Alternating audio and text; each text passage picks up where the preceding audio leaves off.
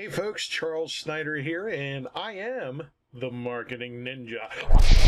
I don't know if I'll be able to edit in all that, but I'll give it a shot.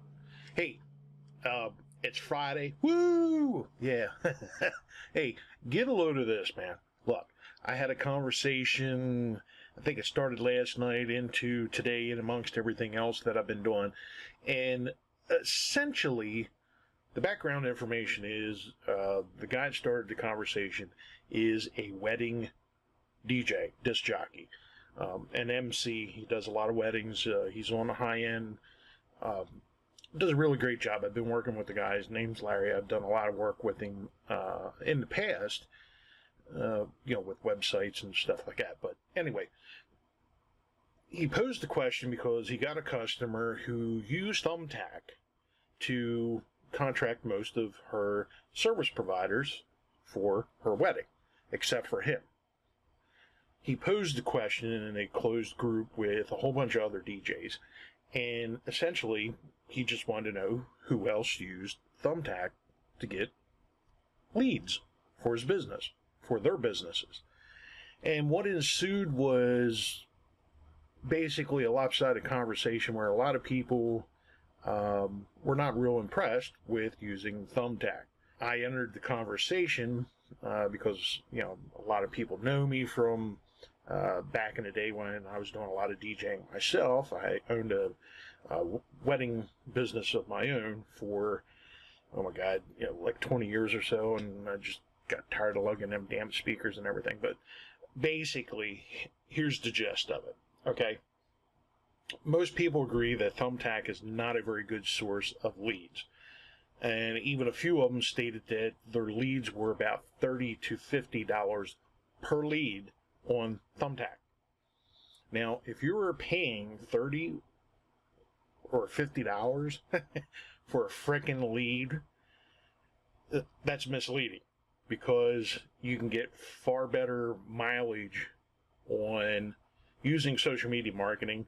And I even stated that in the conversation. And basically, one gentleman took sort of an issue with it. And I wasn't trying to call him out or anything, respectfully. I was just trying to state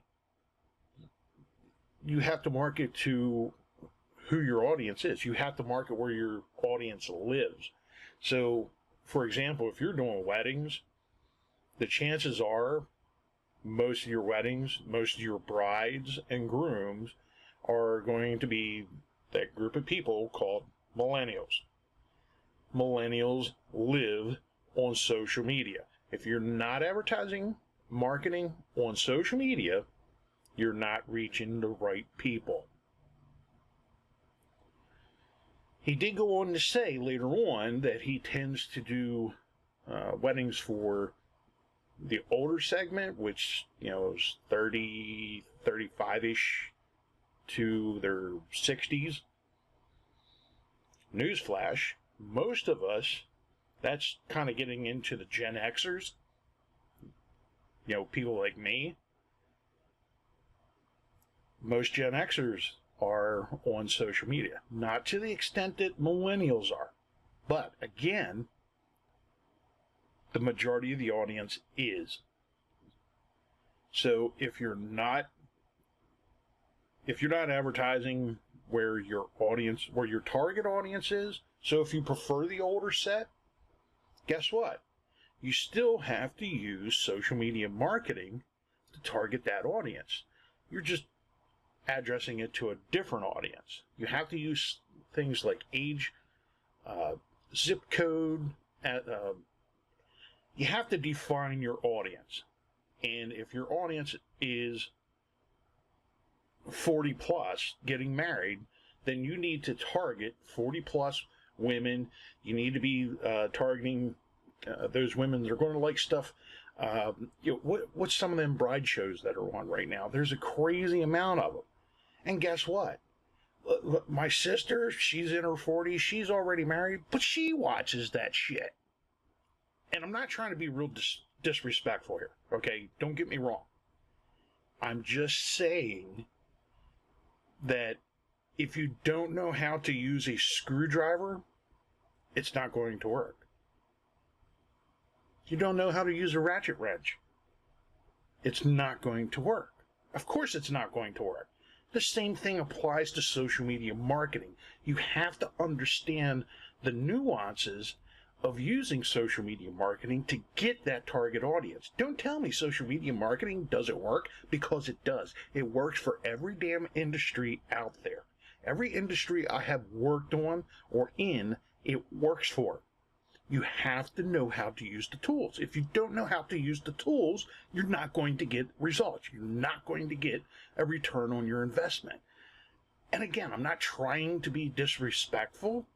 I just understand that, okay, it hasn't worked for you the way you were doing it. So maybe the tool isn't broke. It's just, and I understand people. I don't like to admit, shit. When I was driving around the Philippines, I didn't even want to admit to my fiance I didn't know where the hell I was going. Not that they really have road signs and shit over there, but the point is, no one likes to be told that they're wrong, especially after they spend a lot of money trying to find a way to make it work. The caveat is, or the point, but it has to come to a point where you have to admit to yourself, okay, this isn't working. I need to find someone who understands this, knows how to make this happen. And again, it's getting into a slippery slope because not everyone knows.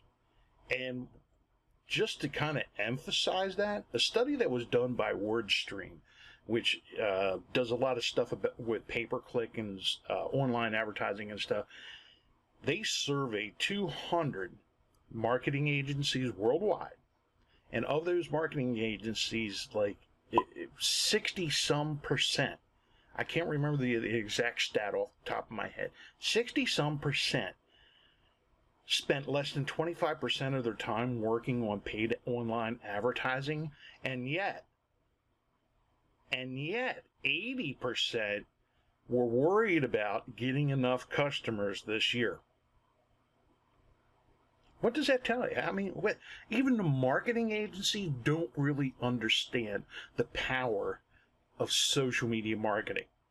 If they're spending only 25% or less of their time doing online marketing, and then yet they're looking for, 80% of their worries is finding enough customers to pay the bills, to keep their doors open, they don't understand it. You need to find someone who does. Seriously.